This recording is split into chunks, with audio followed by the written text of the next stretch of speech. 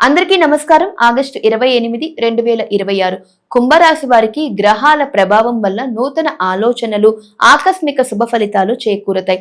ఈ రోజు శ్రావణ బహుళ పాడ్యమి శుభదినం. ఈ రోజు మీకు ఎంతో సంతోషాన్నిచ్చే రోజు. మీ శక్తి సామర్థ్యాలకు తగిన గుర్తింపు లభిస్తుంది. ఉద్యోగంలో ప్రమోషన్స్ లేదా బదిలీ అవకాశాలు అనుకూలిస్తాయి. కీర్తి ప్రతిష్టలు కూడా పెరుగుతాయి.